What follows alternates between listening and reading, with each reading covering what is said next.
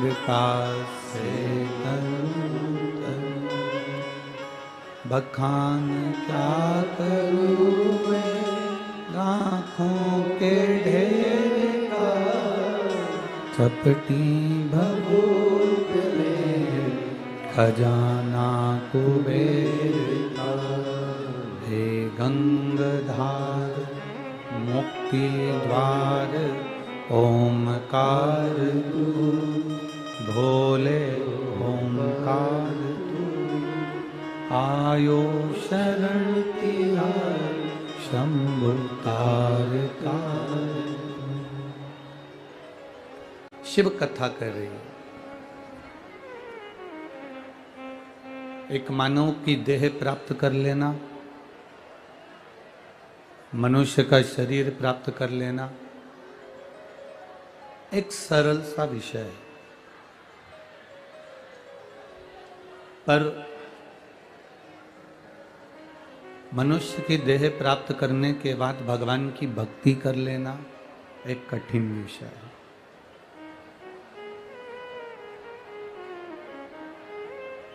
जन्म लेना, पुनरपि जननम पुनरपि मरणम के प्रपंच से तो हम छूट ही जाएंगे। कोई ना कोई जन्म हमारे जीवन में हमें मिलेगा ही, ये निश्चित है। वो ठीक है, पर हम कितने जन्म लेंगे और कितने जन्म हमको लेना पड़ेगा।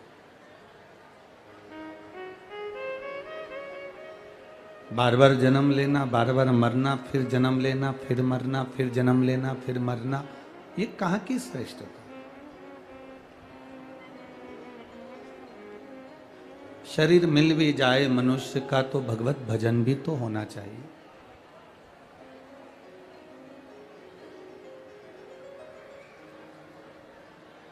आज इतने बरसते हुए पानी में इतना तेज पानी गिरे और रविवार का दिन हो तो कोई अपने घर से नहीं निकलता, पर आज आप भगवान देवाधिदेव महादेव के लिए लाखों की संख्या में इस पावन कथा में पहुंचे। पुणे नगर के इतिहास की ये पहली कथा है जिसमें रोड पर लोग डिवाइडर पर बैठे हुए हैं इस कथा को श्रवण करने के लिए। ये आपकी अविरल भक्ति है, ये आपका विश्वास है, भरोसा है।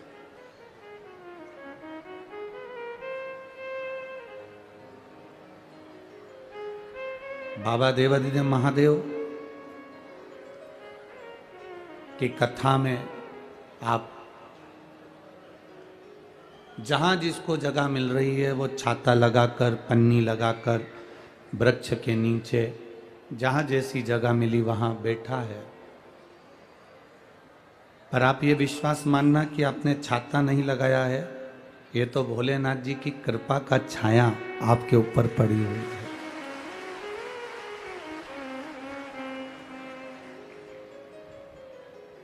बहुत दूर दूर से आप लोग आए हो कथा को श्रवण करने के लिए, सुनने के लिए और बाबा से अपने दिल की बात कहने के लिए। जितना समय मिले उतने समय में मौन रहकर, चुप रहकर बाबा देवाधिदेव महादेव की भक्ति करो।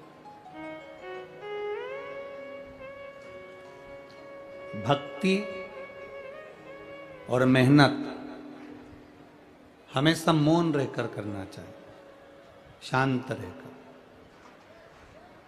पीछे की आवाज खोल दो थोड़ा। भक्ति और मेहनत हमेशा मौन रहकर करो, शांत रहकर करो।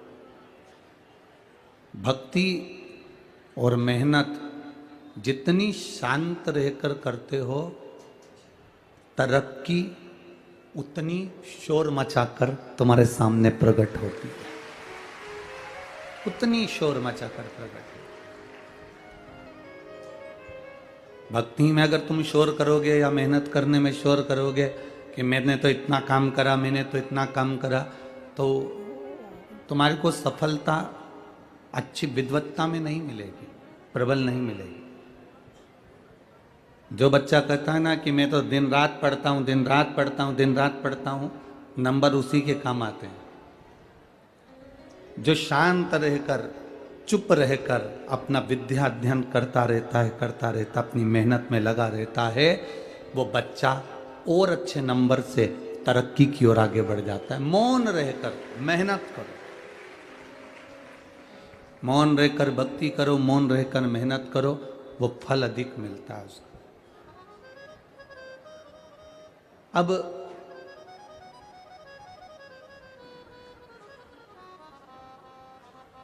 मिल गया शरीर मनुष्य का, और वो मनुष्य का शरीर मिलने पर भी हम भगवत भजन ना कर पाए, तो फिर वो जन्म किस काम का? मान लो आज अगर हमारा मनुष्य शरीर मिला है तो हमको थोड़ा सा कुछ अच्छा करने के लिए मिला।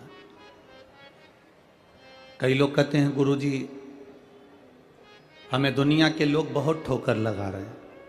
कोई कहता है गुरुजी हम बड़े कष्ट में जीवन जी रहे हैं। कोई कहता है गुरुजी हमें बड़ी तकलीफें हैं, बड़ा दुख है हमारी जिंदगी, हम बहुत कष्ट की जिंदगी जी रहे हैं। हम आपसे कहें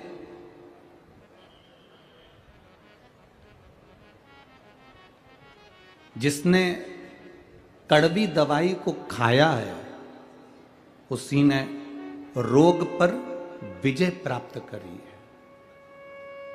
जिसने कड़वी दवाई को खाया है उसी ने बीमारी पर, रोग पर विजय प्राप्त करी है। और जिसने संसार की ठोकरों को खाया है वो जिंदगी में कहीं ना कहीं नाम कमाया है, निश्चित है। अगर दुनिया के लोग आपको ताना दे रहे हैं, दुनिया के लोग आपको अपशब्द कर रहे हैं, दुनिया के लोग कुछ भी कर रहे हैं, दुनिया के लोग आपको आड़ा टेढ़ा कर रहे हैं, तो यदि आपको कुछ कहा जा रहा है तो उसमें कहीं ना कहीं आपका हित होने वाला होगा, उसमें कहीं ना कहीं आपका अच्छा होने वाला होगा। हम हिम्मत ना हारे, हम हमारी भक्ति को और प्रबल करें, हम हमारे विश्वास को और दृढ़ करें, हम हमारे भरोसे को और प्रबल करें।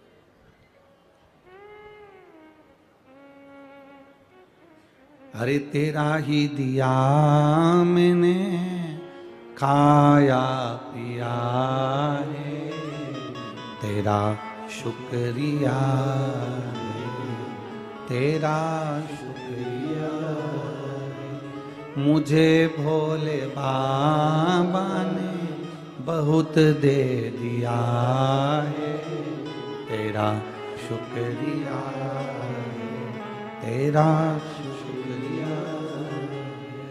हमें जैसी भी जिंदगी जी हम उससे नाराज नहीं हो। संघर्ष का जीवन में मिला तो हम उससे नाराज ना हो।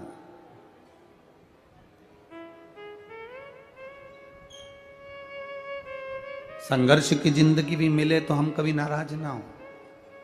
उसने दिए, कुछ अच्छा सोच कर दी होगी, कुछ अच्छा समझ कर दी होगी, कुछ अच्छा विचार कर दी होगी, कुछ अच्छा सोचा होगा हमारे लिए उस परमात्मा ने, कुछ अच्छा विचार करा होगा उस परमात्मा ने हमारे लिए।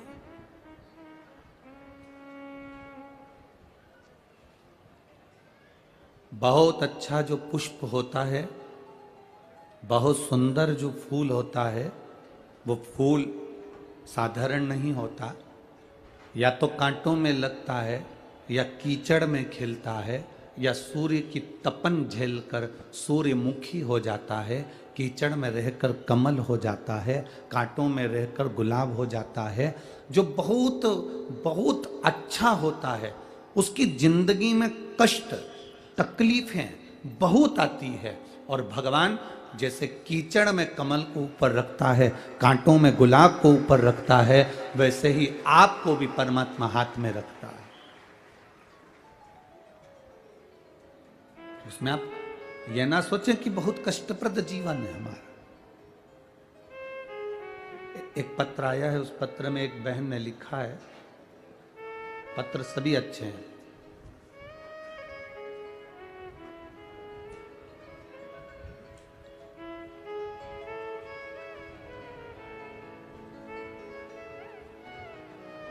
संध्या मुकेश अग्रवाल, सांगवी पुणे, कहीं बैठी हो तो हाथ हिला सकती हैं। अगर कहीं बैठी हो तो अपने दोनों हाथ हिला सकती हैं। संध्या मुकेश अग्रवाल, सांगवी पुणे, कहीं बैठी हो तो हाथ हिला सकती हैं। सांगवी पुणे, अच्छा इधर है क्या? हाँ, कैमरे वाले अगर कवर कर सकते हो तो कर लें, नहीं तो एलईडी वाले कवर करें उसको।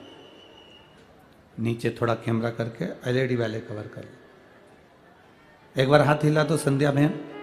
मैं संध्या मुकेश अग्रवाल, सांगवी पुणे से।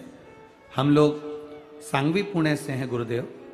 मैं आपकी कथा 2 साल से सुनती आई हूँ। मेरा सांगवी पुणे में कपड़े का होलसेल का दुकान है, वही चलाते हैं। मेरे बाएं हाथ की एक उंगली में हड्डियों में सितंबर 2022 में बहुत बड़ा इन्फेक्शन हो गया। मैंने सब डॉक्टरों को पुणे के दिखाया।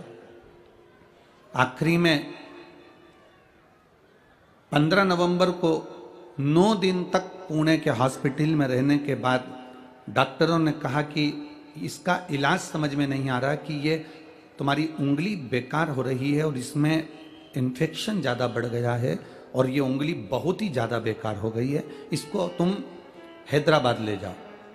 हम डॉक्टर के कहने पर बेंगलोर चले गए, हैदराबाद गए, फिर हैदराबाद के बाद में हम लोग बेंगलोर गए और बड़े बड़े लैब में जांचें कराई, पर मेरी उंगली ठीक नहीं हुई। कुछ समझ में नहीं आ रहा था डॉक्टरों को। सारे डॉक्टरों ने जांच करी पर कुछ समझ में नहीं आया कि ये इन्फेक्शन कैसा है कि कुछ दिख नहीं रहा। उंगली पूरी तरह से बेकार होने लगी। ऑपरेशन के लिए डॉक्टरों ने बोल दिया कि इस उंगली का ऑपरेशन होगा और उसकी तैयारी करो। फिर उस उंगली से हम मालूम करेंगे कि इसमें बीमारी क्या हो रही है। पर घबराहट हुई, क्या करा जाए। उसकी जांच करने के लिए उसमें से थोड़ा सा भाव निकाल कर और उसको भेजा गया। जांच होना प्रारंभ हुई। रिपोर्ट कुछ समझ में नहीं आ रही थी। अब करें क्या? तभी हमारी ये पड़ोसन ने कहा कि ये काम करो, शिवजी के मंदिर जाया करो, जल चढ़ाया करो। उसने कहा मेरे हाथ में इतनी तकलीफ है, जल कैसे चढ़ाऊं? मैं एक हाथ में पानी का लोटा लेकर उसके कहने से जल चढ़ाने शंकर जी के मंदिर जाने लगी। शिव जी को एक हाथ से जल चढ़ाती थी, दूसरा हाथ मेरे महादेव का पानी जहां से बहकर जाता था उस पानी को झेल कर दूसरे हाथ पर मंदिर के बाहर बैठकर डाल लिया करती थी। गुरुदेव, शिव जी पे जल चढ़ाकर उस पानी को झेलकर मैं अपने उंगली पर डालती। डॉक्टर अपनी जांच करे। मैंने बाबा से बस इतनी प्रार्थना करी, कोई रोग ना निकले बाबा और मेरी उंगली ठीक हो जाए। बाबा का मैं क्या गुणगान करूं गुरुदेव। आप कहते हो बाबा 3 महीने में सुनता है, मेरे बाबा ने 15 दिन में मेरी उंगली को ठीक कर दिया। एक बार दोनों हाथ हिला दो बहन। श्री शिवाय नमस्तुभ्यम। मैं संध्या मुकेश अग्रवाल, सांगवी पुणे से। शिव तत्व की प्राप्ति इसको कहते हैं। इसमें एक लाइन उन्होंने लिखी। मैंने जब पूना के डॉक्टरों को वापिस मेरी जांच दिखाई, उंगली दिखाई, तो डॉक्टर भी आश्चर्य में पड़ गए कि ये उंगली इतनी जल्दी ठीक कैसे हो गई, जिसका ऑपरेशन होना था और जिसकी बीमारी का भी ठिकाना नहीं था। ये शिव तत्व है, होगा नहीं है। आपका विश्वास, आपका भरोसा, आपकी दृढ़ता, आपका विश्वास, आपका भरोसा, आपकी दृढ़ता मूल होती है। सबसे मूल है आपका विश्वास, आपकी दृढ़ता। हमें लगता है कि हमने एक डॉक्टर को दिखा लिया, अब उसने जो बोल दिया वो हमने करा। जाओ डॉक्टर तक। डॉक्टर भी शिव का रूप होते हैं, डॉक्टर भी शंकर का एक स्वरूप होते हैं। डॉक्टर के पास जरूर जाना चाहिए, दिखाना जरूर चाहिए, पर डॉक्टर के पास जाने के बाद जो दवाइयां लेकर आओ, डॉक्टर से कहकर आओ, उसके बाद में शंकर के मंदिर जाना मत छोड़ना, उस पे चढ़ाया हुआ जल आचमन करना मत छोड़ना। डॉक्टर भी दवाई देता है तो मेरा काल अधिपति महाकाल भी दवाई देता है, वो भी औषधि प्रदान करता है।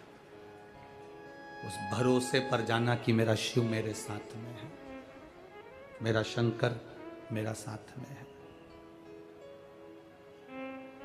और आपके भीतर जब विश्वास जागृत हो जाए,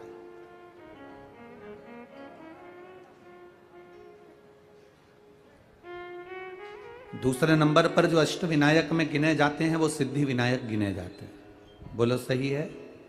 अरे जम के तो बोलो। दूसरे नंबर पर अष्ट विनायक में सिद्धि विनायक गिने जाते हैं। मुद्गल पुराण की कथा कहती है, अगर आपने स्मरण करा होगा मुद्गल पुराण में, तो आपने पढ़ा होगा कि सिद्धि विनायक की कथा कोई साधारण कथा नहीं है।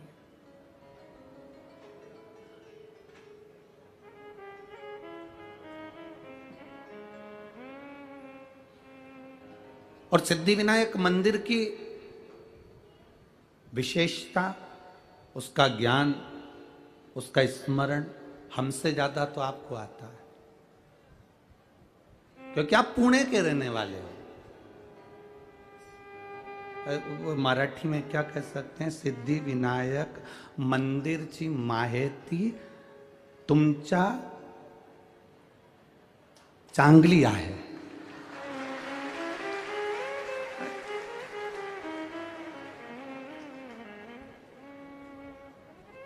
गड़बड़ हो जाए बोलने में तो तुम देख लेना हो। और हम कोई मराठी तो बोलते नहीं ना, इसलिए स्मरण में थोड़ी बहुत स्मरण में आ जावे। वो हमसे अच्छी सिद्धि विनायक जी की माहिती, सिद्धि विनायक मंदिर का स्मरण, सिद्धि विनायक भगवान का स्मरण कि क्यों बैठे वो अष्ट विनायक में एक विनायक बनकर।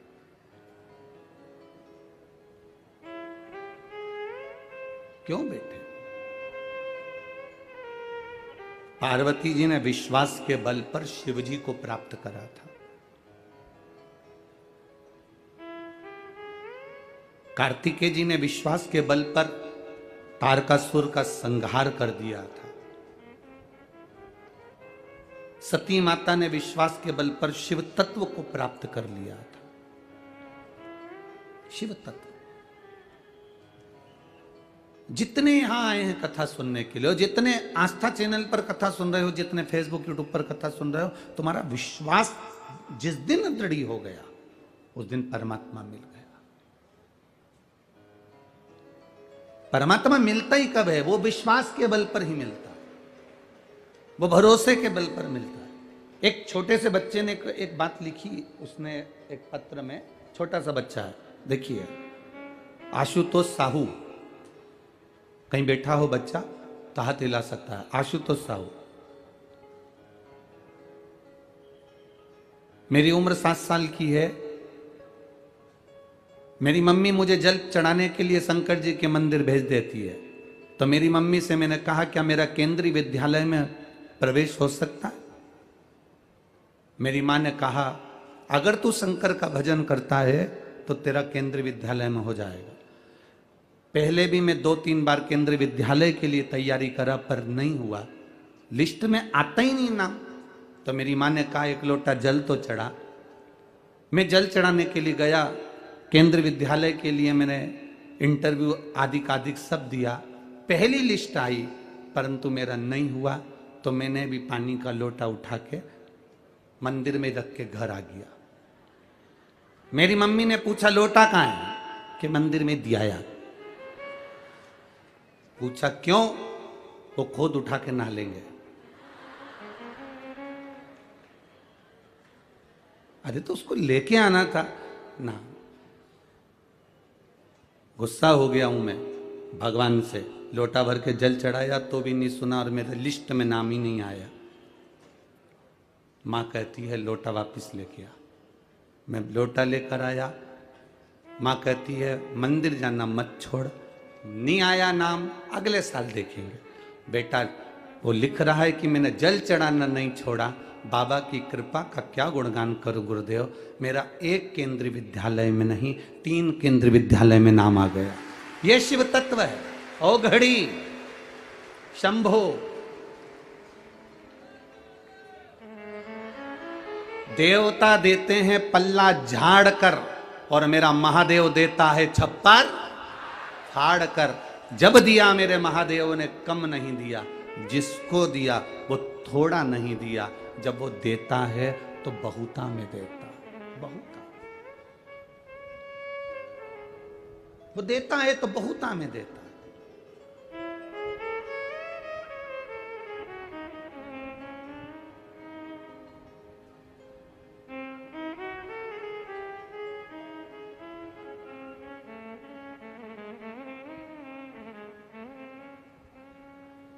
अभी एक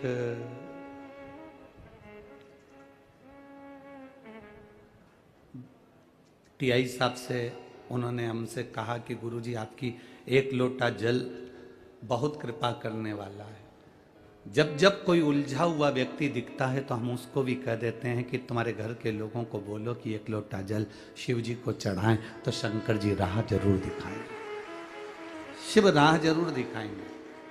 हम लोगों से कह देते हैं कि उस जल में कुछ तो है। बाबा सुनता किसकी नहीं है।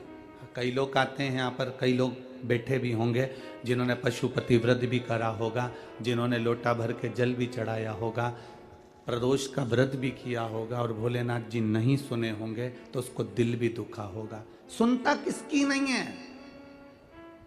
जो केवल जल चढ़ा रहा है, जो केवल मंदिर तक जा रहा है, भगवान किसकी नहीं सुनता। अच्छे से सुनो, जो केवल जल चढ़ा रहा है, केवल मंदिर तक जा रहा है, मंदिर तक शरीर भी जा रहा है, जल भी जा रहा है, पर उसका दिल नहीं जा पा रहा, इसलिए बाबा सुन नहीं पा रहा।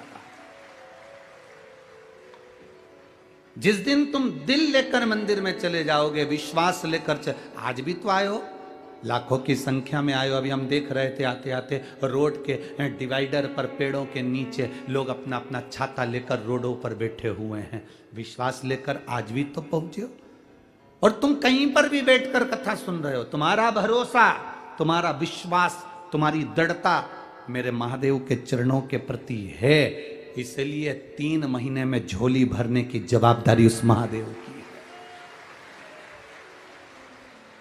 खाली नहीं भेजेगा वो।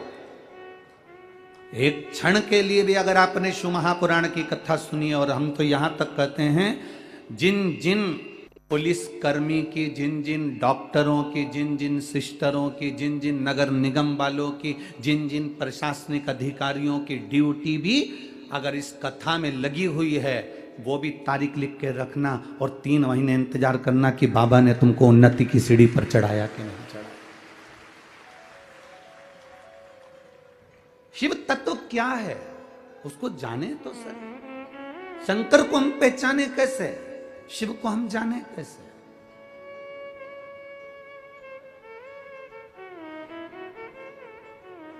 वो पुणे की इस धरा पर अष्ट विनायक में से एक विनायक श्री सिद्धि विनायक भी है। श्री सिद्धि विनायक कैसे है?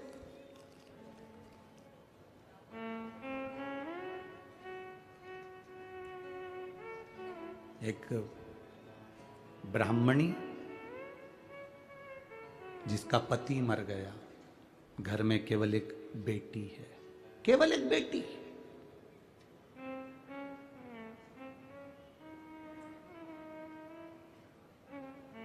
जिसका कोई नहीं उसका तो भोले है यारो।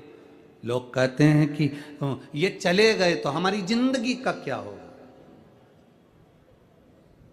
हमारे जीवन का क्या होगा। कभी कभी बड़ा बड़ा भ्रम हो जाता है। एक सेठ जी कहते थे मैं मर गया तो मेरा पूरा परिवार मर जाएगा, मेरे घर के लोग मुझे बहुत चाहते हैं, मेरे परिवार के लोग मुझे बहुत चाहते हैं, मेरे मरने पर ये मर जाएंगे, मेरी पत्नी मुझे बहुत प्रेम करती है, मेरा बेटा मुझे प्रेम करता है, मेरी बहू मुझे प्रेम करती है, मेरा पोता पोती मुझे प्रेम करते हैं, मैं मर गया तो मेरे पीछे परिवार मर जाएगा। एक गुरुजी को मालूम पड़ा कि सेठ जी हमेशा एक ही बात कहते हैं, तो गुरुजी ने सेठ जी से कहा एक काम करो ना, आधे घंटे के लिए मर जाओ। तुम आधे घंटे के लिए मर के तो देखो कि कौन तुम्हारे साथ में मरता है, कौन मर रहा है। अकेले आए हो, अकेले जाओगे। क्या लेकर आए हो, जम के बोलो जरा। नहीं नहीं, ये लाइन तुम्हारी गड़बड़ है। क्या लेकर जाओगे? ये शिव पुराण तो कहती है कुछ तो लेकर जाओगे। क्या लेकर आए हो? कुछ तो लेकर जाओगे। कुछ लेकर नहीं आए, अपने हाथ से किया गया पुण्य अपने साथ लेकर जाओ।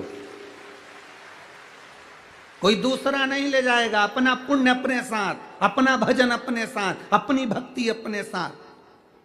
जैसे कल वो लड़की ने लिखा कि ये लक्ष्मण भाऊ का फोटो लगा हुआ है गुरुजी, जिन्होंने मुझे विद्या अध्ययन कराई, इसलिए मैं इस कथा में आकर बैठी हूं, क्योंकि भाऊ को नमन करती हूं, जिसको भले इनके परिवार वालों को नहीं मालूम पर भाऊ ने मुझे पढ़ाया है, इसलिए उनका एहसान जिंदगी भर नहीं भूल पाऊं।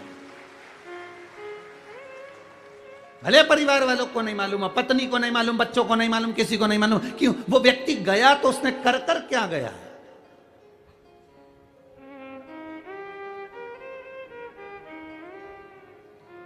आमदार, खासदार, अध्यक्ष, उपाध्यक्ष, मिनिस्टर, मंत्री, ये सब पद तुमको मिल सकते हैं, पर निवेदन है इस पद पर पहुंचने पर तुम अपने हृदय से दया और धर्म बंद मत कर देना, ये चलती रहने देना। उसका कारण ये है कुर्सी और पद तो बदलते रहेंगे, पर तुमने अगर कुछ पुण्य करा है, तुमने अगर कुछ दान करा है, तुमने कोई अच्छा कर्म करा है, तुमने जिंदगी में कोई अच्छा कृत्य करा है, तो वो तुम्हारे साथ जीवन पर्यंत यहां भी और वहां भी काम आएगा। और वो आता है, वो आता है।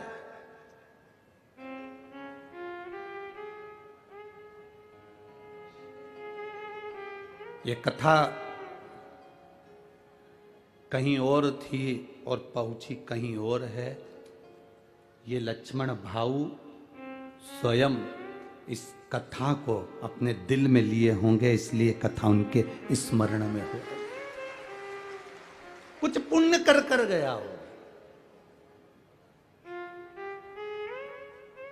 और कथा भी करवा रहे हैं, तो शंकर भाऊ आपको साधु बांटता है और पूरे परिवार को जिन्होंने जगताप परिवार का, चाहे वो आमदार हो, चाहे वो बड़े भाई उनके विजय भाऊ हो, चाहे कोई हो, ये अपने परिवार का एक सुखमय, एक आनंदमय, कुछ कहते हैं गुल्लक में पैसा इकट्ठा करो।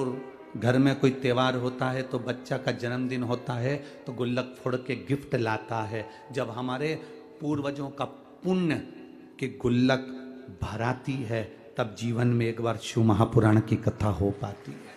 पुण्य की गुल्लक, कुछ पुण्य किया, मुट्ठी बांधे आया जग में हाथ पसारे जाए। लोग कहते हैं, हम नहीं कहते। हम कहते हैं आपका पुण्य आपके साथ जाएगा, आपका भजन, आपका कीर्तन।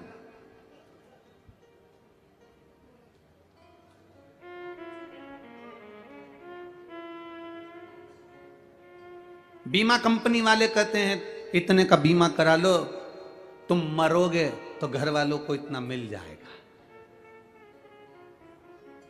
दुनिया में केवल एक ही कंपनी है जो तुम्हारे मरने की बात तुम्हारी पत्नी के सामने करती है। पत्नी सोफे पर बैठी रहती है और बीमा वाला कहता है भाऊ बीमा करवा लो ना, तुम्हारा कहीं एक्सीडेंट हो गया तो इतनी रिकवर राशि मिल जाएगी। और पत्नी बड़े प्रेम से पल्लू डाल के सुनती रहती है, इतनी इतनी राशि मिल जाएगी। फिर पत्नी ने कहा कोई अच्छा पैकेज बताओ ना, रिकवर राशि ज्यादा मिले।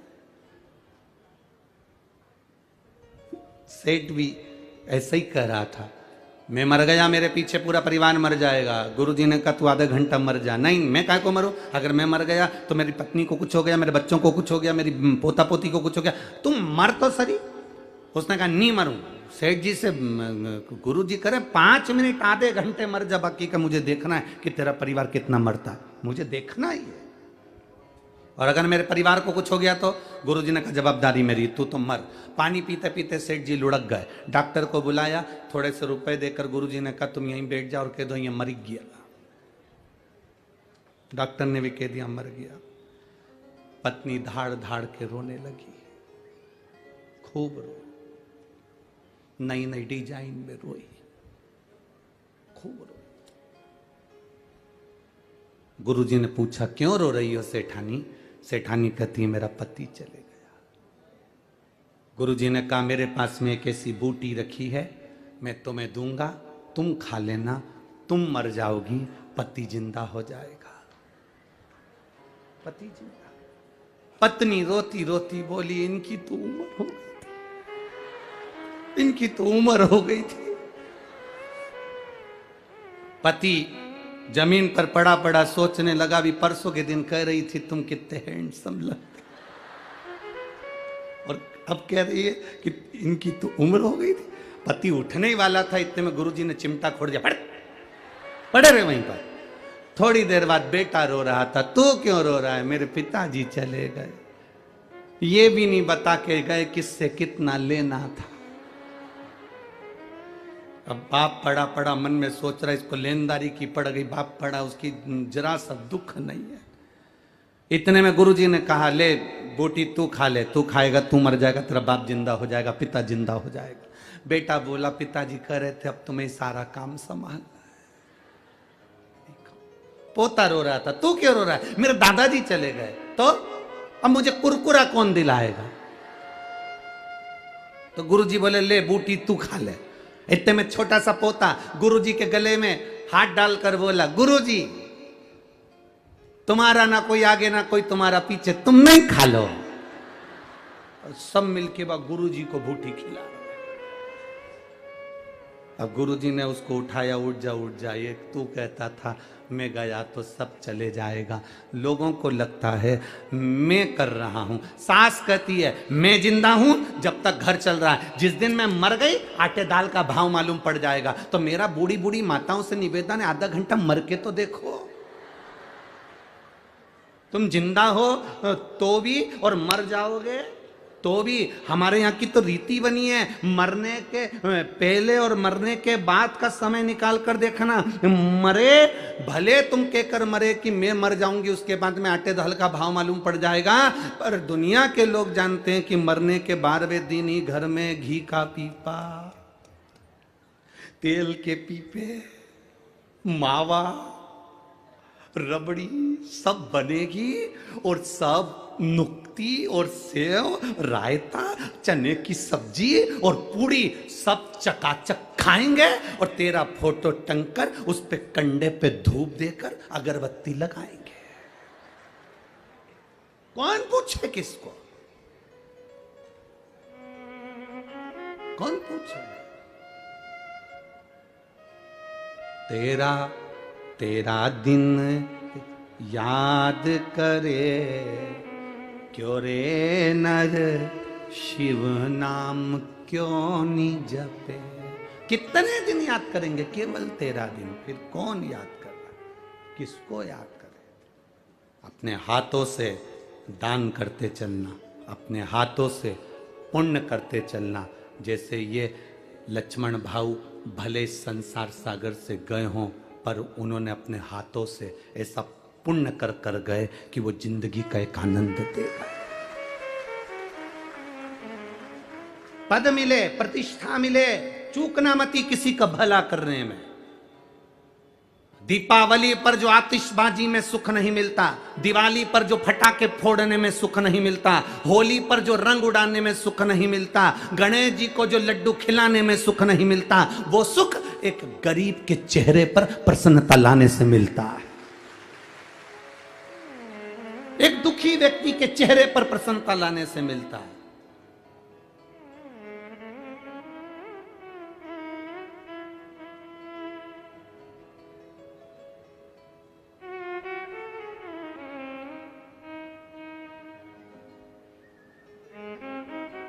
बन सके कोई तुम्हारे पास में आए तो उसकी सहायता अवश्य करो, उसकी सहायता करो, ज्यादा नहीं तो थोड़ी करो। कोई कहे, हम ये नहीं कहेंगे कि चौराहे पर खड़े हुए लोग भिक्षा मांगने वाले जो भिखारी हैं तुम उनको कुछ दो, ना। कई लोगों ने तो धंधा बना के रखा है, उससे बचना है। ये भिखारियों का धंधा नहीं चलने देना इस भारत की भूमि पर, हमें उससे बचना है। करना क्या है, अपने नगर में, अपने मोहल्ले में, अपनी कॉलोनी में, अपने परिवार में, अपने क्षेत्र में, अपनी विधानसभा में, अपने कार्य क्षेत्र में उसको ढूंढो जिसको पढ़ने की बहुत तमन्ना है और उसके पास पढ़ाई का पैसा नहीं है। उसको ढूंढो जिसके शरीर में दवाई रोग है पर दवाई का पैसा नहीं है। उसको ढूंढो जिसको बहुत उन्नति करना है पर कोई सीढ़ी लगाने वाला नहीं है। उसके लिए तुम थोड़ा करने का प्रयास करो, आपको उसका एक आनंद जो मिलेगा वो दीपावली पर बम फटाके फोड़ने जैसी खुशियां प्राप्त हो। वो आनंद की अनुभूति आपके अंदर होगी, आपके अंदर प्रवेश करेगी। एक ब्राह्मणी जिसका पति चले गया, घर में केवल बेटी है और वो है, हिम्मत नहीं हारी है। पति गया, बच्चों को संस्कार दिया, अपनी बेटी को संस्कार दे रही है और संस्कार में पीछे नहीं हटना। यह सिद्धि विनायक की दूसरे नंबर के विनायक की कथा चल रही है। अष्ट विनायक में से दूसरे विनायक की कथा चल रही है कि सिद्धि विनायक नाम, सिद्धि विनायक कैसे विराजमान हुए, सिद्धि विनायक कैसे आए और सिद्धि विनायक का मतलब क्या है, सिद्धि विनायक है कौन।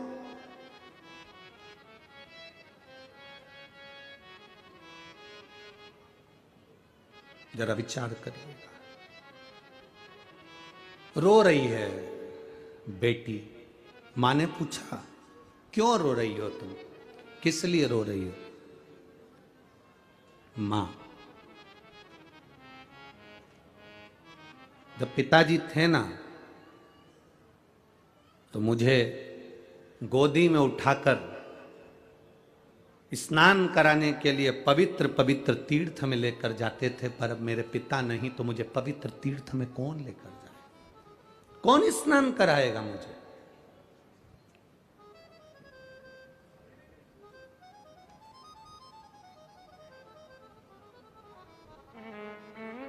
दादा दादी में और माता पिता में एक बहुत बड़ा अंतर होता है, बहुत ध्यान देना इस शब्द पर। दादा दादी में और माता पिता में बहुत बड़ा अंतर होता है। माता पिता बच्चे से कहते हैं कि तुम अच्छे से पढ़ाई करो और दादा दादी कहते हैं तू थोड़ा सा प्रणाम करा कर, थोड़ा झुका कर, मम्मी की बात माना कर, पापा का कहना माना कर, उनको दंडवत करा कर, उनको प्रणाम करा कर, उनको नमन करा कर। माता पिता बच्चे को पढ़ने का प्रेशर देते हैं और दादा दादी अपने पोते को संस्कार का प्रेशर देते हैं कि ये अच्छा बने।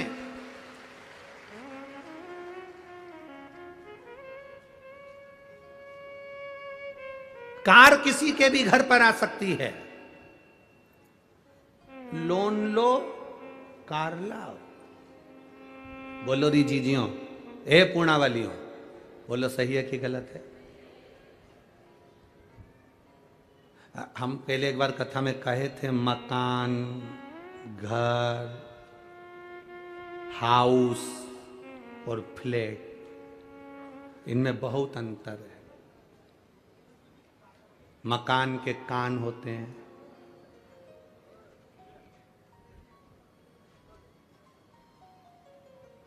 ये सब चीजें हमने कही थी। उसमें एक बात हमने ये भी कही थी, फ्लैट, आदमी इतना कर्जा ले लेता है कि नौकरी कर करके आखिरी में लेट जाता है। इतना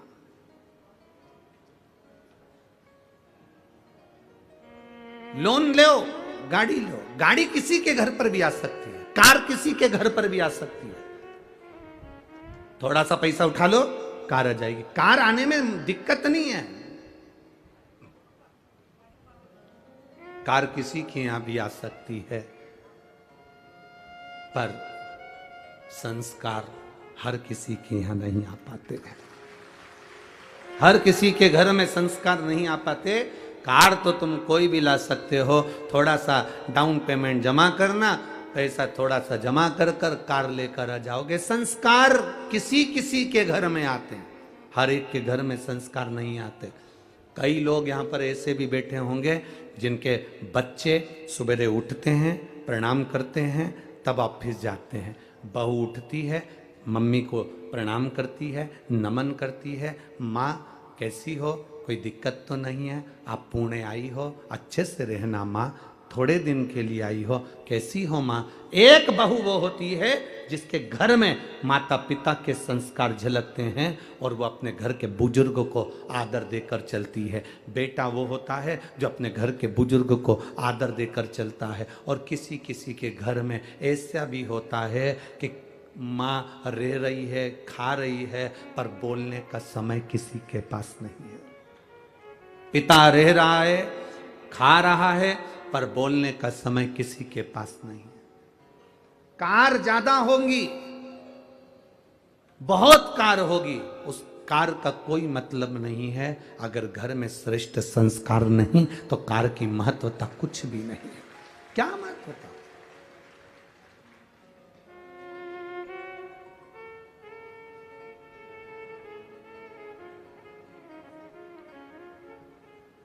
आजकल एक वीडियो बनती है तो लोग बाग उस वीडियो में इंस्टाग्राम या उस सोशल मीडिया पर बहुत चलती है, कैमरामैन फोकस करो।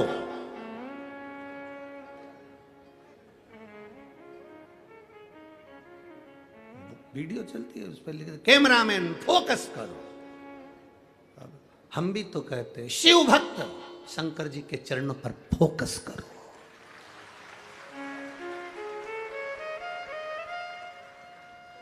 जब आपका ध्यान शिव जी के चरणों पर होगा, शंकर भगवान के चरणों में जब आपका ध्यान होगा, तब शिव कृपा करने में पीछे नहीं हटेंगे। क्यों पीछे हटेंगे? किस लिए?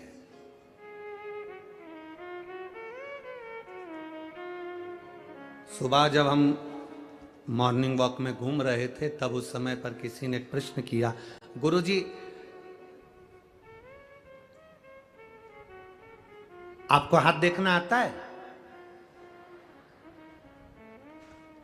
हमने कहा नहीं आता। आपको पत्रिका देखना आता है? हमने कहा नहीं आता। क्यों, क्या हुआ? हमने दिखाई थी कोई इनसे, हमने जिससे पूछा, परंतु हम पूछते हैं उनसे कि हमारा अच्छा दिन कब आएगा, कितने दिन के बाद हम कोई अच्छा काम करें, हमारा वक्त कब अच्छा हो सकता है।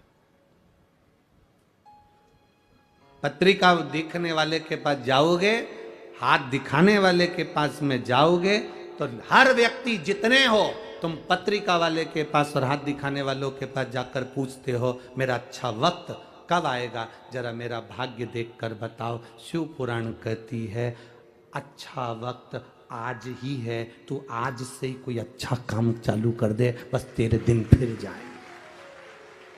हम इंतजार करते हैं अच्छे वक्त का, वक्त अच्छा आएगा तब मैं यह काम करूंगा, वक्त अच्छा आएगा तब मैं यह काम करूंगा, वक्त जब अच्छा आएगा तब मैं यह काम करूंगा। हम किसी किसी से अकड़ में कह देते हैं मेरा वक्त आन दे तब मैं दिखा दूंगा कि मैं हूं क्या, मेरा समय आन दे तब मैं दिखाऊंगा कि मैं हूं क्या, मेरा वक्त आन दे तब मैं दिखाऊंगा कि मैं हूं क्या। और तब हम कहते, लोगों के सामने कहते रहे, और एक दिन छाती में दर्द हुआ, हॉस्पिटल लेकर गए और डॉक्टर साहब ने कह दिया इसका वक्त आ गया।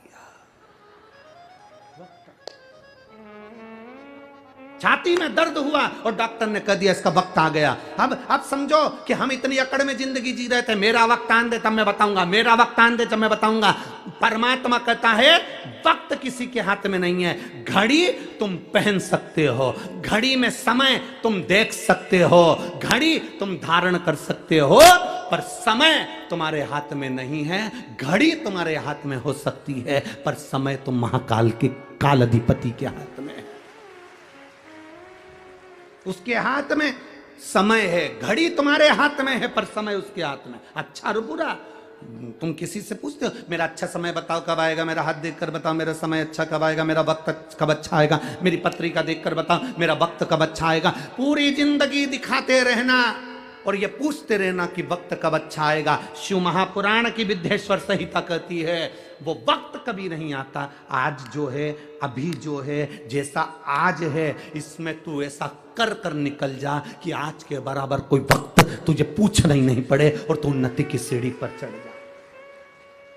हमसे लोग कहते हैं अभी देवता सो रहे हैं तो हम दुकान कब डालें, अभी ऐसा हो रहा है, पितृपक्ष आ जाएगा तो 16 दिन अच्छे काम नहीं होंगे तो हम दुकान कब डालें। हम कहते हैं दिन मत देखना, समय मत देखना, तेरा मन जिस दिन कह दे, तेरा दिल जिस दिन कह दे, और तेरे मन के अंदर जिस दिन शंकर आकर विराजमान हो जाए और तेरा दिल कह दे कि आज मुझे दुकान डालना है, आज मुझे यह काम करना है, उस दिन वो काम चालू कर देना, तो उन्नति की सीढ़ी पर चढ़ जाएगा। उसके क्या पूछना, क्या पूछोगे? मौत का समय होता है क्या? अरे बोलो तो नहीं। तुम तो स्टाम्प पे जब सब कुछ लिखो अपनी जायदाद प्रॉपर्टी तो उसमें भी लिख देना मैं शाम को 6 बजे मरूंगी, उससे पहले नहीं मरूंगी। मौत का समय है, मौत का और महाकाल का, मौत का और शिव मंदिर का, मौत का और शिव पुराण का कोई समय नहीं होता। शंकर के पास जब तुम्हारा दिल करे तब पहुंच जाना। समय मत देखना कि शिव को भजने का समय क्या है।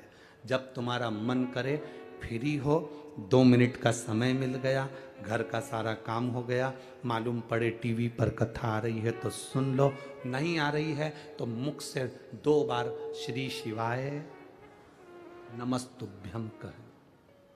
क्या होता है श्री शिवाय नमस्तुभ्यम कहने से? कहते हैं श्री शिवाय नमस्तुभ्यम बोलने से अगर हमारे आसपास में कुछ बुरा होने वाला है तो वो हमारे पास से दूर हो जाता है और शिव हमारे करीब आ जाता है।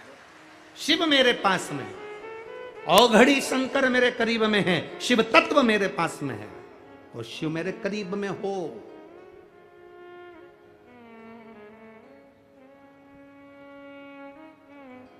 एक बच्चे के शरीर में बुखार आता है, उसको कष्ट रहता है, तकलीफ रहती है, तो बच्चा अपनी मम्मी और पापा से, पापा मुझे डर लग रहा है, तुम मेरे पास आ जाओ ना पापा।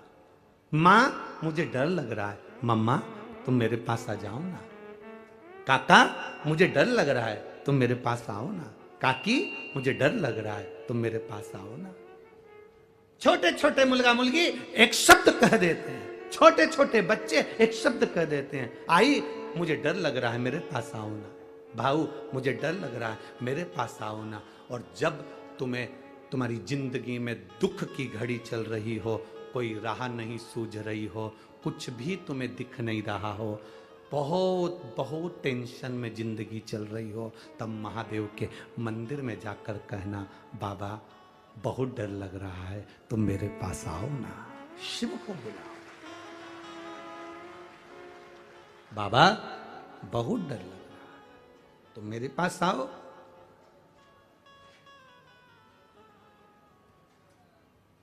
तुम मेरे करीब में आओ। और जिस दिन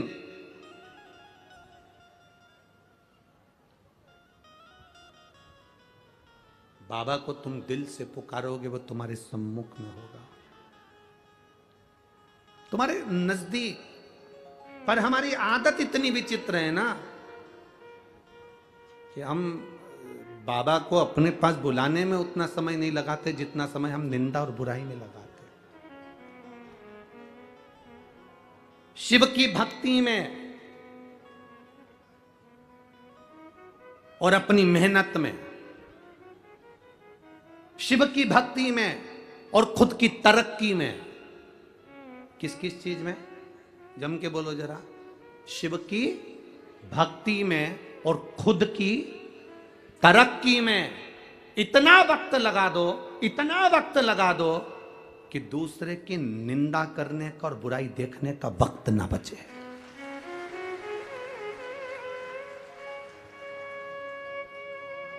हम क्यों किसी की निंदा करें, हम क्यों किसी की बुराई देखें? बुराई कौन करता है? जो बिल्कुल फ्री होता है। निंदा कौन करता है? जो एकदम फ्री है। बुराई कौन देखता है? जो एकदम फ्री है। बैठ गए टीवी के सामने, सियोर वाला महाराज ने क्या बाचा, अच्छी चीज बाची वो नहीं देखा, उसने बस बैठ कर ये देखते रहे ये क्या गड़बड़ बोला, बस बुराई छाटना। क्योंकि फिर ही बैठा है। शिव की भक्ति में और अपनी तरक्की में इतना वक्त लगाओ, इतना समय लगाओ, इतना वक्त लगाओ कि दूसरे की बुराई देखने में और दूसरे की बुराई करने में हमें वक्त ही ना मिले। कोई वक्त हमारे पास में नहीं कि हम बुराई देखेंगे, हम अच्छा करें। अपनी तरक्की चाहते हैं, अपनी उन्नति चाहते हैं, शंकर की भक्ति करना है, शिव भक्ति में लगो। हम मंदिर भी गए हैं ना तो दो चार बात कर कर आते हैं, लोगों से दो चार बात करके आते हैं, भगवान की बात नहीं करते। मंदिर गए और जाते से पूछा क्यों आज तेरा मुंह उदास है, क्या हो गया? बस मेरी बहू ने ऐसा कर दिया। हम मंदिर गए और फिर वहां जाकर विचार करा क्यों कथा में नहीं आई, अरे अब क्या करता, तो तेरे यहाँ गाड़ी नहीं है क्या, कोई छोड़ने वाला नहीं है क्या? नहीं बेटा ले जाता है गाड़ी, एक बार गाड़ी बहू ले जाती है। हम निंदा में लगे। मंदिर जाने के बाद तो हमारी बुद्धि चित्त ये सब परमात्मा में लगना चाहिए। शिव महापुराण की कथा में आने के बाद तुम्हारा दिल कथा में लगना चाहिए, तुम्हारा चित्त कथा में लगना चाहिए। कल कोई कह रहा था गुरुजी ये पुणे महाराष्ट्र में जो कथा हो रही है सांगवी में, एक सुई भी गिर जाए ना गुरुजी तो कथा में मालूम पड़ जाए कि कहां गिरी है। इतनी साइलेंट रहकर लोग कथा सुनते हैं, इतना साइलेंट है। इसी को शिव भक्ति कहते हैं। भक्ति में अपना समय लगा दिया और अपनी तरक्की में अपना समय लगा, कहां फालतू का समय लगा। लोग फ्री बैठे हैं दिन भर बुराई करने के लिए, दिन भर निंदा करने के लिए। आप फ्री ना बैठे। मां उस ब्राह्मणी ने अपनी बेटी को संस्कार दिए, संस्कार दिए तो बेटी गोदी में बैठकर रोती है कि अब मुझे तीर्थ दर्शन में तीर्थ स्नान कौन कराएगा।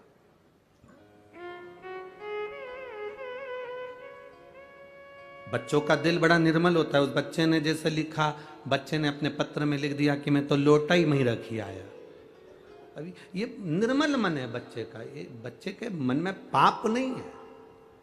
और मां कितनी विद्वान ऐसी मां होगी जिस मां ने कहा जा लोटा लेकर आ, और फिर मां ने कहा दूसरे दिन चल पानी चढ़ाने जा। नहीं जाऊंगा, शंकर जी ने मेरे को फेल कर दिया, नहीं जाऊंगा।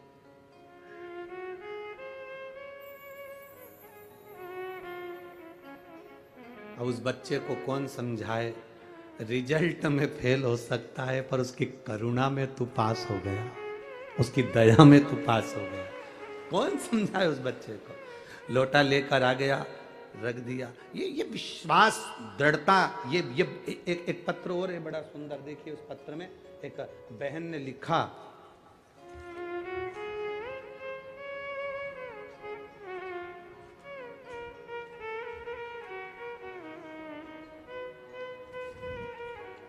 मैं राजश्री मोतीराम चौहान, कहीं बैठी हो तो हाथ हिला सकती हैं। मैं राजश्री मोतीराम चौहान, जिला धुलिया, मुकाम पोस्ट साकरी, गोपाल नगर, मोबाइल नंबर मेरा ये है। कहीं बैठी हो तो हाथ हिला सकती है। अगर कहीं पर भी बैठी हो तो हाथ हिला सकती है। मोती नगर में राजश्री मोतीराम चौहान, जिला धुलिया, मुकाम पोस्ट साकरी, गोपाल नगर, मोबाइल नंबर ये। गुरुदेव नमन करती हूँ शिव पुराण को। गुरुजी मेरी माँ पिछले साल जून के महीने में बहुत बीमार पड़ गई और उनको डायबिटीज भी थी, बीपी भी था।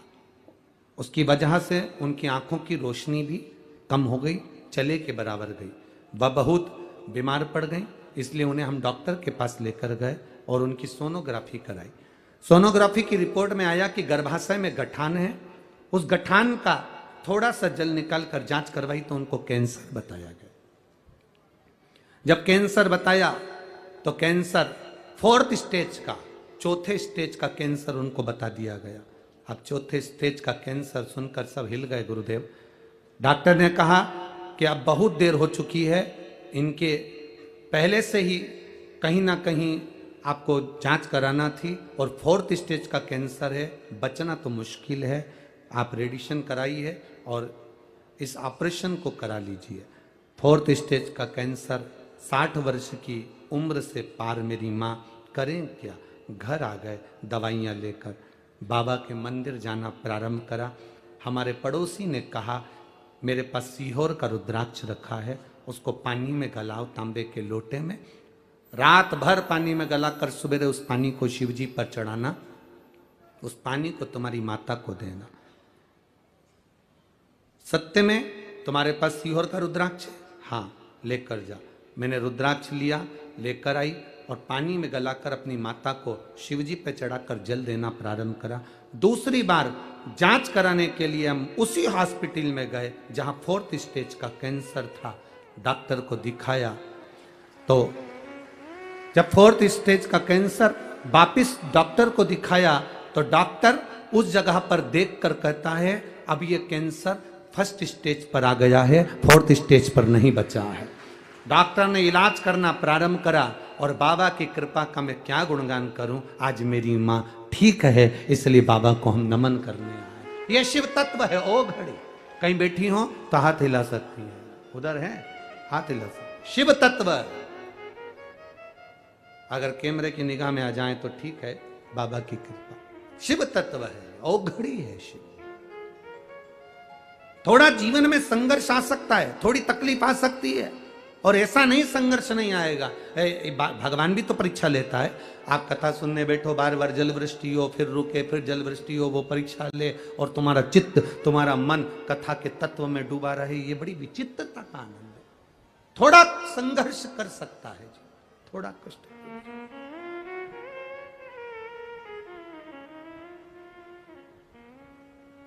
महाराज अरे तेरा ही दिया मैंने खाया पिया है, तेरा शुक्रिया, तेरा शुक्रिया।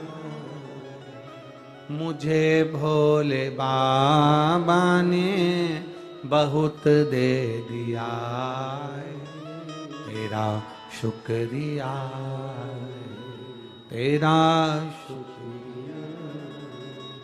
मिले समय और बाबा दे तुम्हारे को तो कुछ अच्छा करने का प्रयास जरूर कर, कुछ अच्छा करो।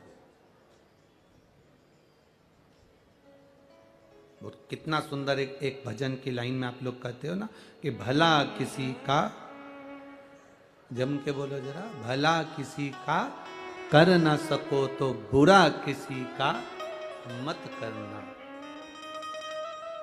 फूल नहीं बन सकते तो कांटे बनकर मत। अच्छा करने का प्रयास करो।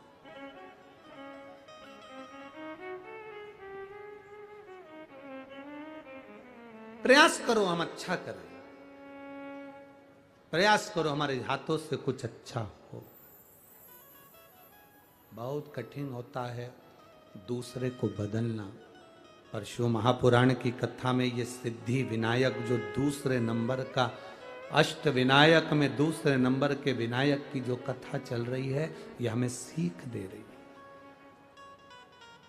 ये हमें सीख दे रही है कि कुछ अच्छा करना है, कुछ अच्छा प्रदान करना है। मां ने अपनी बेटी से कहा तू क्यों चिंता करती है मां, मुझे भी पवित्र दिन आया तो पवित्र नदी में स्नान करने जाना है। पिता थे तो ले जाते थे, मुझे ले जाएगा कौन, अब मुझे कौन लेकर जाएगा। आप पुकारो तो मां ने कहा तू चिंता मत कर, चल मैं तुझे लेकर चलती हूं, मैं तुझे लेकर चलती हूं।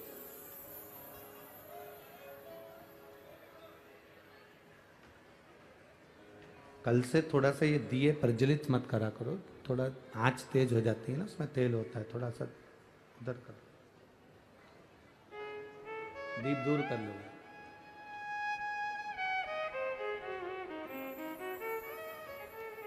अब तुझे लेकर कौन जाए, कौन लेकर जाए, रखे रहने दो यहीं पर, हाँ एक साइड रख दो बस। अब तुझे लेकर जाए तो जाए को। मां कहती है क्यों चिंता करती है, रहने दो रहने दो रहने दो, अब हो रहा है जल्दी दो। अब तुझे लेकर जाए तो जाए को, शिव कथा कह रही है। मां कहती है मैं तुझे लेकर चलूंगी, मैं ले चलती हूं तुझको। और मां अपनी बेटी को जब ले जाने लगी, ले जाती, माँ ने विचार करा कि बेटी को लेकर जाऊंगी, छोटी सी बेटी है,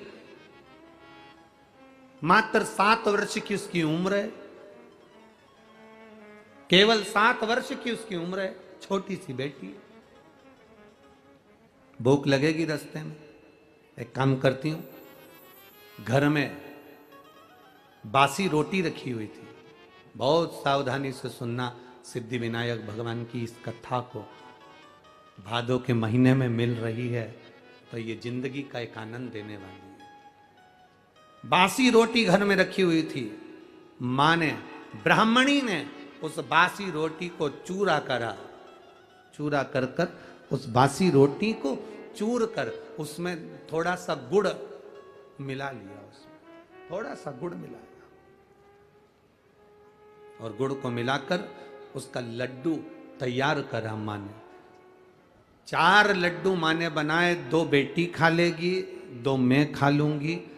पानी की छाजल, झारा पानी का एक झारी साथ में रख ली, आधा पानी बेटी पी लेगी, आधा पानी मैं पी लूंगी। 4 लड्डू छाजल का जल लेकर मां और बेटी दोनों चल दिए, दोनों चल।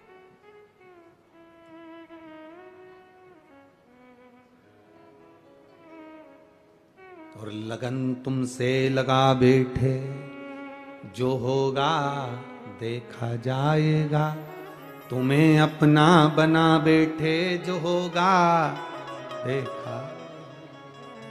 भीतर के संस्कार थे, मां लेकर चली, जैसे ही तीर्थ स्थल पर पहुंचकर स्नान किया, तीर्थ स्थल जब पहुंचे और स्नान किया, स्नान करते करते बाहर निकली बेटी तो क्या देखती है कि जितने लोग स्नान कर कर जा रहे थे, जितने लोग स्नान करने के बाद जा रहे हैं, वो सब की सब थोड़ा थोड़ा दान करते हुए जा रहे हैं। अब कहीं तीर्थ में जाओ तो थोड़ा दान जरूरी है, सब दान करते हुए जा रहे हैं। बेटी ने अपनी मां से कहा, मां मुझे कुछ दान देने को दे, मुझे कुछ दान करने को दे, मेरे पास में कुछ भी नहीं है। मैं पिता के साथ आती थी तो दान करती थी, अपने पिता के साथ आती थी तो थोड़ा धर्म करती थी। ये दान, ये धर्म एक पिता अपने पुत्र को बताए, एक पिता अपने बच्चों को बताए। कितना सुंदर संवाद आता है जगत गुरु शंकराचार्य जी का। एक संवाद बड़ा बड़ा सुंदर आता है। जगत गुरु शंकराचार्य जी एक जगह भिक्षा मांगने के लिए गए और जगत गुरु शंकराचार्य जी अपने चेलों के साथ जब भिक्षा मांगने के लिए गए तो वहां जाकर उन्होंने अलख लगाई, बेटा भिक्षाम दे, भिक्षाम दे। जैसे ही जगत गुरु शंकराचार्य जी ने आवाज लगाई, अंदर एक छोटी सी बच्ची थी, वो बच्ची अंदर जाकर अपनी माँ से कहती है, माँ दरवाजे पर कोई बाबा आया है, भिक्षा मांग रहा है। इतने में माँ ने कह दिया कि बोल दे, अभी अपने पास में कुछ भी नहीं है। बच्ची ने जाकर बाहर कह दिया, हमारे यहाँ कुछ है नहीं अभी देने के लिए, हमारे पास देने के लिए कुछ नहीं। थोड़ी देर बाद बाबा गया नहीं, जगत गुरु शंकराचार्य जी ने फिर भिक्षा मांगी, मां भिक्षाम दी। बेटी ने फिर कहा, मां वो दरवाजे से जा नहीं रहा, कह दे हमारे यहां पर कोई है नहीं, अभी कहा था कुछ है नहीं देने को, अब कह रही हमारे यहां कोई है नहीं। बेटी ने कहा, बाबा हमारे यहाँ कोई है नहीं, मैं अकेली हूं, अब मैं तुम्हें क्या दूं, मेरे पास देने के लिए कुछ नहीं है। तब जगत गुरु शंकराचार्य जी ने कहा, एक काम कर, तेरे घर की झाड़ू लगा के जो कचरा हो वो मेरे कटोरे में डाल दे, जो कचरा हो तेरे पास में वो डाल दे। झाड़ू लगाई, लड़की ने वो कचरा उठाया, कटोरे में डाल दिया, उस कमंडल में डाल दिया। कमंडल को लेकर जगत गुरु शंकराचार्य जी जब चले तो उनके शिष्य ने कहा, गुरुदेव ये क्या करा तुमने, कचरा ले लिया। जगत गुरु शंकराचार्य जी ने कचरे को फेंक दिया और अपने शिष्य से कहा, उसकी मां ने अपनी बेटी को ज्ञान दिया कि घर में कुछ नहीं है, कोई है नहीं, कुछ नहीं है, कुछ नहीं है। और मैंने बेटी को ज्ञान दिया कि कुछ भी दो पर देव जरूर। बेटी ने भले कचरा दिया पर उस बेटी की आदत में देने की आदत तो पड़ेगी, बेटी को कम से कम देने की आदत तो पड़ेगी। जिस घर में माता पिता के संस्कार ऐसे होते हैं, जा मना कर दे, नहीं है, दरवाजे पर जाकर बाबा से मना कर दे, नहीं है, नहीं है, हमारे यहाँ कुछ नहीं है। जिस बच्चों की आदत घर के लोग ऐसा डाल देते हैं कि कुछ नहीं है, कुछ नहीं है, नहीं देना, नहीं देना, नहीं देना, नहीं है, बस वो बेटी की आदत हो जाती है। ससुराल में जाने के बाद रोज उसके मुंह पर एक ही शब्द रहता है, चाय की पत्ती नहीं है, शक्कर नहीं है, दूध नहीं है, घी नहीं है, बच्चों को पहनाने के, बोल दो, तुम तो बोलो, कपड़े नहीं है, मेहमान में जाएं तो बच्चों को क्या पहनाऊं, बच्चों को स्कूल जाने के जूते नहीं है, उसके मुंह पर एक शब्द रहता नहीं है, बस नहीं है। जिसके संस्कार ऐसे पड़े होते हैं, और एक घर की बहू वो भी होती है, घर में कुछ भी नहीं है तो भी प्रसन्न होकर कहती है, थोड़ा बैठो, मैं कुछ बना कर लाती हूँ। देख लेती है, घी नहीं है, तेल तो है, देख लेती है, ये नहीं तो दूसरा कोई सामान तो है। दरवाजे पर आया हुआ खाली ना जाए, ये घर के संस्कार बताते हैं। आज माँ ने अपनी बेटी को, उस ब्राह्मणी ने अपनी बेटी को संस्कार दिया। बेटी कह रही है, माँ मुझे दान करने का सामान दे। माँ कहती है, क्या दूं मैं इसको दान करने के? 4 लड्डू थे, हाथ में जल था। माँ ने 4 लड्डू बेटी को दे दिए, जल दे दिया, और बेटी से कहा, ले ये जल ले जा, ये लड्डू ले जा। बेटी कहती है, मैं दान किसको करूं? इतने में माँ के मुंह से निकल गया, गणेश जी को 2 लड्डू दे देना और आधा पानी पिला देना, और 2 लड्डू तू खा लेना और आधा पानी तू पी लेना।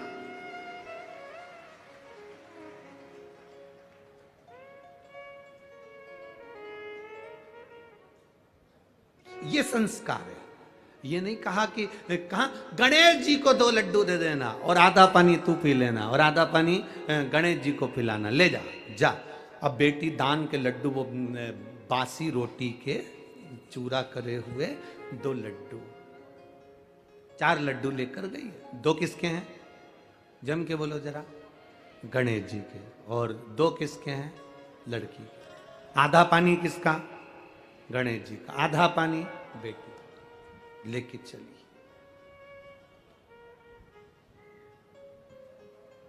अब बासी रोटी का चूरा का लड्डू, आज के जमाने में बासी रोटी का चूरा करके अगर घर के किसी सास बहू को दे दे या बहू सास को दे दे, तो दोनों के मुंह भगोने जैसे हो जाते हैं, भगोने जैसे। और वो भगोना भी ऐसा जो बहुत दिन से नी मंजा ही नहीं है, ऐसा भगोने जैसा।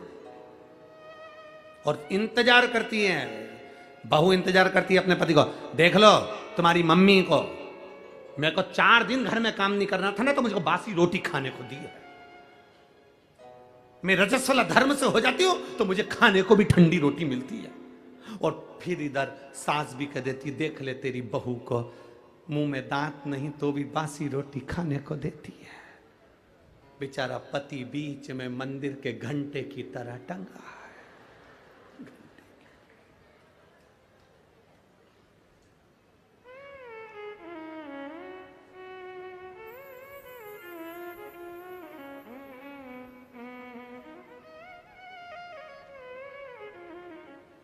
एक ही है।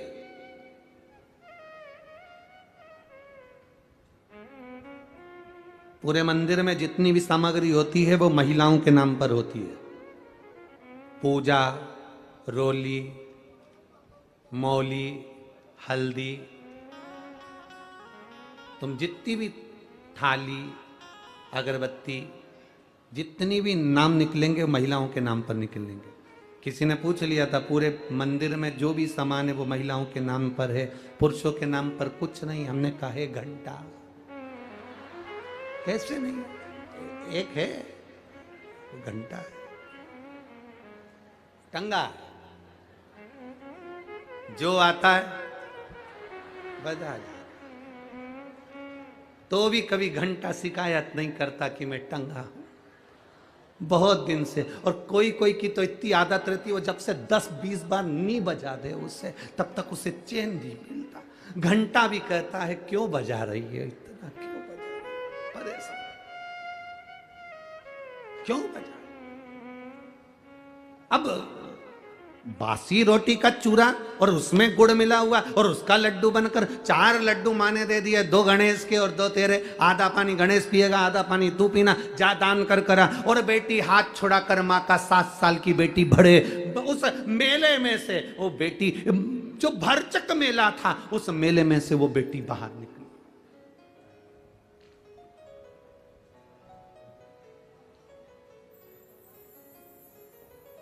एक पत्र आया, बहुत बड़ा है।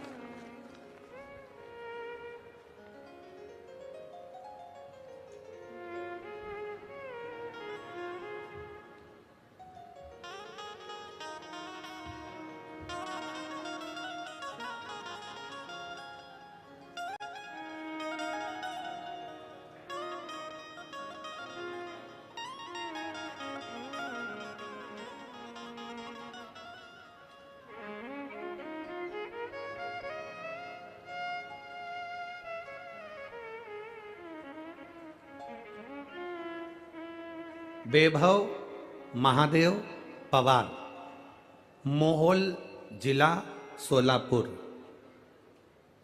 कहीं है, कहीं बैठे हो तो हाथ हिला सकते हैं। वैभव महादेव पवार, मोहोल जिला सोलापुर। गुरुजी, बाबा का क्या वर्णन करूं। मेरी बहन ने आपके बताए अनुसार प्रदोष व्रत करा और उस व्रत में दिया लगाया। दीप लगाने का फल यह मिला कि मेरी बहन के घर संतान नहीं थी, तो 8 साल के बाद मेरी बहन का गर्भ ठहरा और उसके यहाँ संतान हुई। गुरुदेव, संतान तो हो गई। हम 3 बहन अपने पिताजी को साथ में लेकर अब ये विचार कर कर बाबा से प्रार्थना करी कि तुमने संतान दी है तो हम सीहोर जाकर प्रणाम करेंगे। कावड़ यात्रा में हम सीहोर पहुंच गए। गुरुदेव, हमारी बहन और तीनों बहन और हम सब जब कावड़ यात्रा में गए, बच्चा छोटा था, तो बहन बच्चे को लेकर कावड़ यात्रा की भीड़ में नहीं जा सकी। मैं अकेला कावड़ लेकर चला, पर हमारी बहन और बच्चा दोनों की दोनों इस भीड़ में पीछे आगे रह गए, मिल ही नहीं रहे थे। हम बहुत ढूंढे, थोड़ी देर बाद मिल गए। बच्चा और बहन दोनों प्राप्त हो गए, पर कावड़ यात्रा में इतनी भीड़ थी कि कुबेरेश्वर धाम के दर्शन नहीं हो पाए। तो मेरी बहन ने भी दरवाजे के बाहर एक कंकर को उठाकर लेकर आ गई और बाबा से कहकर आई, अब हम तुम्हारे यहाँ आ गए हैं, अब कुछ भी हो तुम्हें महाराष्ट्र आना है।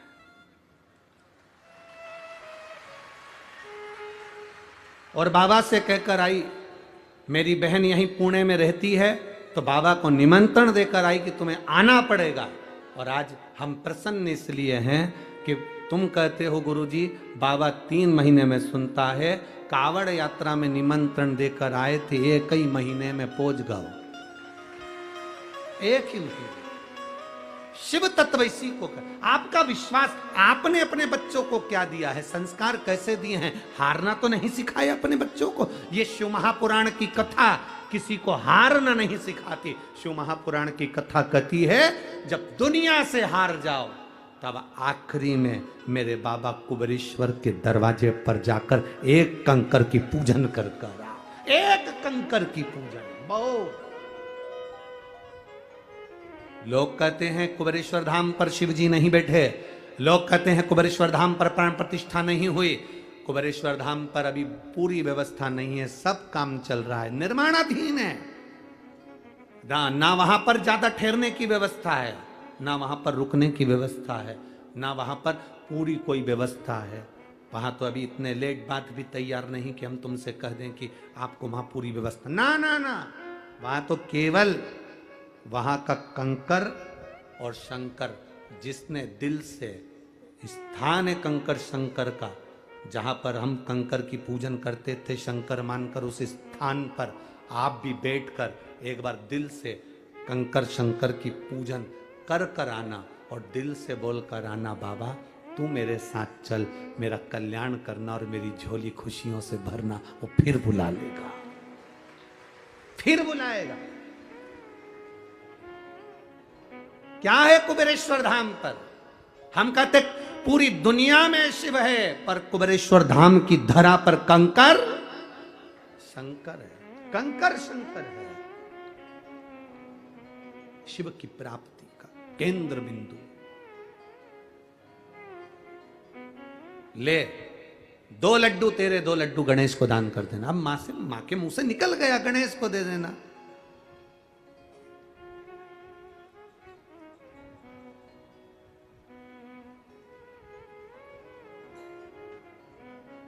गणेश को दे देना, मां के मुंह से निकल गया। अब मां करे क्या? बेटी ने हाथ छुड़ाया, भीड़ बहुत थी और बेटी माता का हाथ छुड़ाकर चल दी। उसको ढूंढने के लिए मेरी मां ने कहा है 2 लड्डू गणेश को देना। अब गणेश को बेटी ढूंढ रही है, गणेश मिले कहां? ढूंढते ढूंढते बेटी जंगल की ओर बढ़ गई, सिद्धकोट की ओर बढ़ गई, जंगल की ओर। उसको नहीं मालूम कि वो कहां पहुंच गई, उसको नहीं मालूम।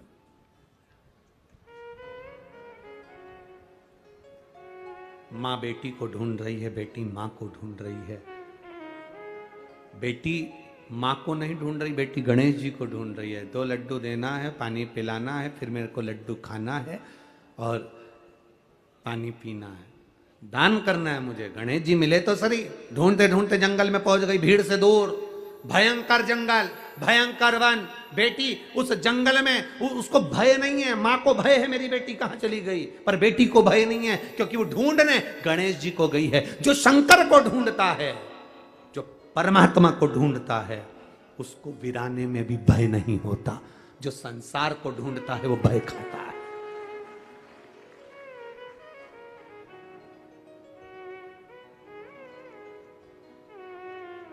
पुकारती पुकारती जा रही,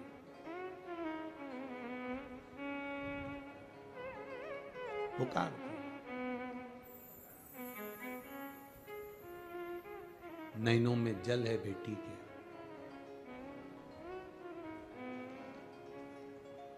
और नैनों में जल भरकर पुकारती हुई जा रही, पुकारती। मुझे तेरा ही सहारा है मेरे भोले बाबा, मुझे तेरा ही सहारा है मेरे भोले बाबा। कब से खड़े हैं झोली पसार, क्यों न सुने तू मेरी पुकार। कब से खड़े झोली पसार, क्यों न सुने तुम मेरी पुकार। मुझे तेरा ही सहारा है मेरे भोले बाबा, मुझे तेरा ही सहारा है मेरे भोले बाबा। मैंने तुम्हें ही पुकारा है मेरे भोले बाबा, मैंने तुम्हें ही पुकारा है मेरे भोले बाबा। कब से खड़े हैं झोली पसार, क्यों न सुने तू मेरी पुकार। कब से खड़े झोली पसार, क्यों न सुने तू मेरी पुकार। कब से खड़े हैं झोली पसार, क्यों न सुने तू मेरी पुकार। कब से खड़े झोली पसार, क्यों न सुने तू मेरी पुकार। मुझे तेरा ही सहारा है मेरे भोले बाबा, मुझे तेरा ही सहारा है मेरे भोले बाबा। मैंने तुम्हें ही पुकारा है मैंने तुम्हें ही पुकारा है मेरे भोले बाबा। जय हो।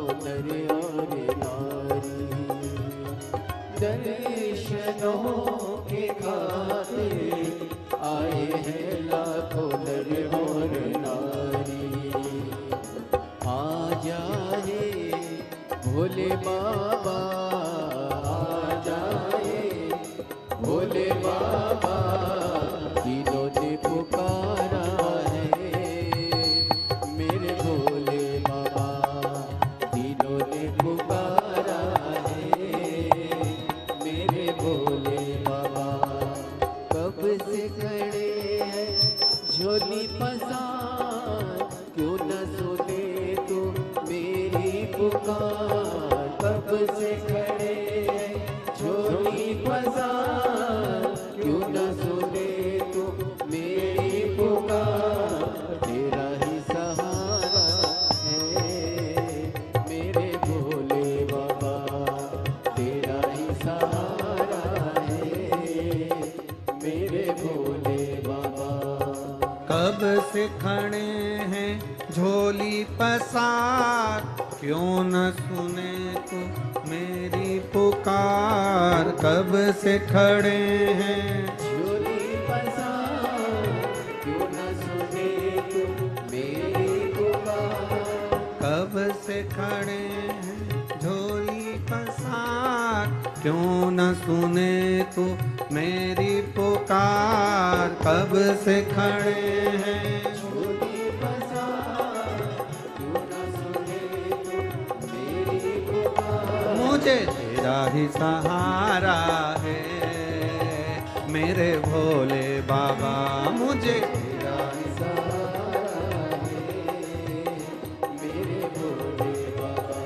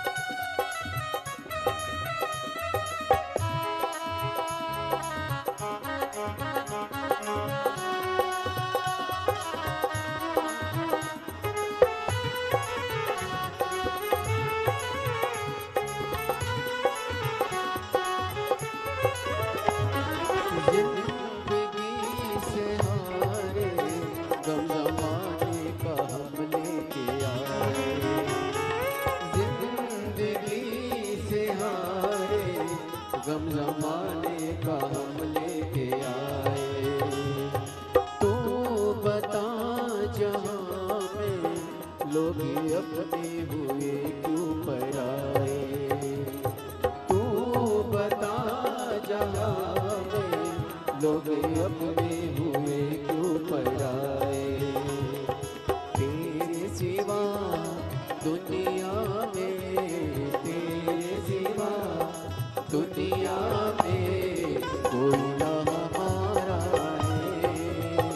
मेरे भोले बाबा कोई ना हमारा है। मेरे भोले बाबा कब से खड़े हैं झोली पसार, क्यों न सुने तो मेरी पुकार। कब से खड़े हैं झोली पसार, क्यों न सुने तो मेरी पुकार। तेरा ही सहारा है मेरे भोले बाबा, तेरा ही सहारा है मेरे भोले बाबा। कब से खड़े हैं झोली पसार, क्यों न सुने तू मेरी पुकार। कब से खड़े हैं झोली पसार, क्यों न सुने तो मेरी पुकार। मुझे तेरा ही सहारा है मेरे भोले बाबा, मुझे तेरा ही सहारा मेरे भोले बाबा। मैंने तुम्हें ही पुकारा है मेरे भोले बाबा, मैंने तुम्हें ही पुकारा है मेरे भोले बाबा।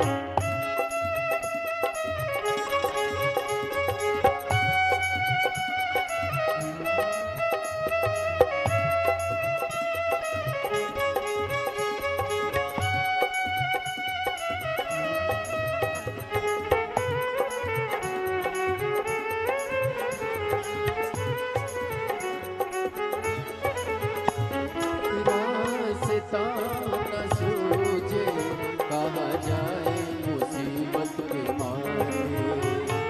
रास्ता न सूझे कहाँ जाए मुसीबत के मारे। आसरा है तेरा दूर कर दो ये संकट हमारे। आसरा है तेरा दूर कर दो ये संकट हमारे। सुनते हैं तूने ही, सुनते हैं तूने ही, लाखों को उभार